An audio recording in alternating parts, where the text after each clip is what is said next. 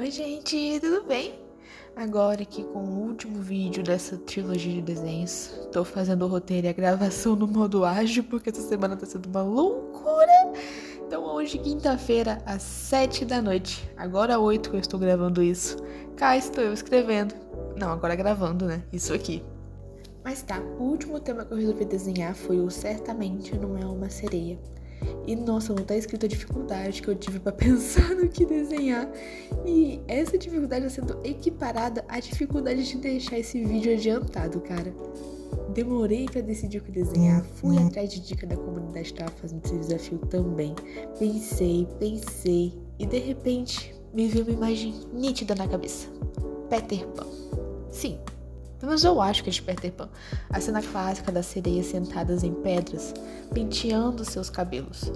Aí juntei isso com a ideia de um ser do mar querendo se juntar no rolê. Certamente ela não é uma sereia, mas que amigas, coitada. Um espacinho pra fofocar e ter essas amizades. Gostei do meu raciocínio, apesar de tudo, e espero que tenha ficado legal e que os desenhos estejam seguindo a mesma estética, porque eu queria passar essa ideia de conjuntinho, sabe? Todos combinando. E hoje, para agregar no tema, vou falar sobre farsas. Pensei em falar sobre disfarces, mas tudo que apareceu pra mim foram fantasias de Halloween e eu não queria ir pra essa vertente. E eu tava afim de pesquisar sobre um caso em específico que combinaria com o tema.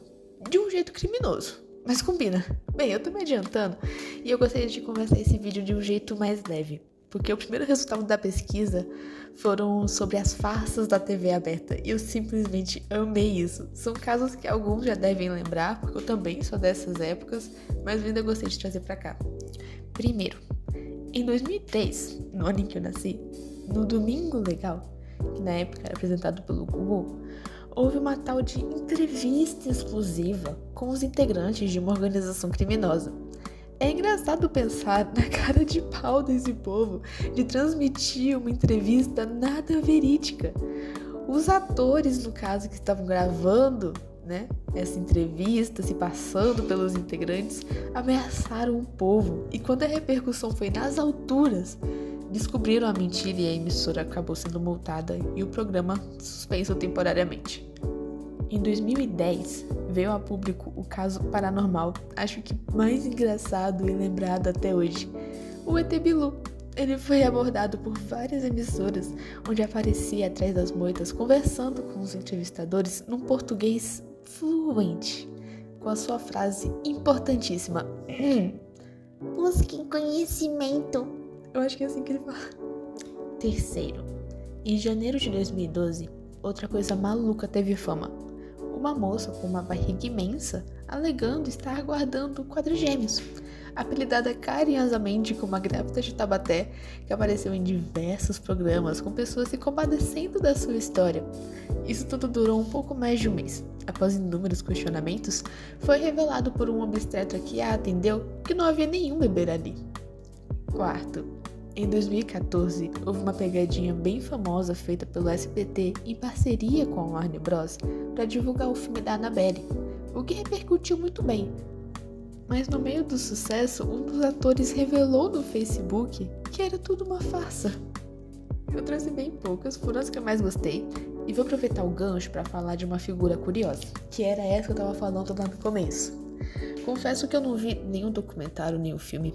Adoraria ter feito isso para trazer mais detalhes para vocês, mas não consegui. Então, se tiver interesse, sugiro irem atrás de mais detalhes, que eu vou trazer um resumo resumido, tá? Especialmente o documentário, que deve estar bem completinho. Marcelo Nascimento da Rocha, um empresário, consultor e palestrante brasileiro. Tudo certo até aí, mas esse divo cumpriu pena por estelionato. Esse sujeito foi o golpista mais surpreendente entre as décadas de 90 e 2000, especialmente por assumir diversas identidades falsas. E ainda colaborar com o narcotráfico, mas não vou meter lá nessa parte. Ainda adolescente, ele se passava por filhos ou parentes de donos de companhia de ônibus, para poder viajar escondido da mãe. Aos 16, ele passou a frequentar delegacias de seu estado e assessorar os policiais de forma informal. Isso colaborou em adquirir conhecimentos avançados sobre a atividade policial, inclusive termos técnicos, jargões e linguagem típica da polícia. Um dia, para conseguir se hospedar na praia por uns dias, ele acabou se passando por um policial designado para uma prévia de levantamento da Operação Praia, basicamente um monitoramento e inspeção da área costeira. Ele assumiu a identidade de um oficial, se aproveitando do fato dos integrantes desse tipo de grupo serem protegidos pelo anonimato. E pasmem, ele passou os dias hospedado, circulando com a viatura, realizando abordagens e prisões, além de ainda organizar churrasquinhos e confraternizações entre os policiais. Nessa ocasião, ele foi descoberto e levado sob custódia. Serviu ao exército aos 18, onde também realizou uns golpes, como quando alegou ser lutador campeão de jiu-jitsu para não precisar realizar os exercícios militares. Se passou diversas vezes por repórter de emissora de televisão e por DJ, tendo viajado todo o estado. Assumiu a identidade de músicos de banda consagrados na época. Se passou por olheiro do técnico da seleção brasileira. Todos esses disfarces garantiam regalias para ele, é claro, né? Como ganhar espaços VIP, gratuidade em hospedagem, alimentação, transporte, entre outros.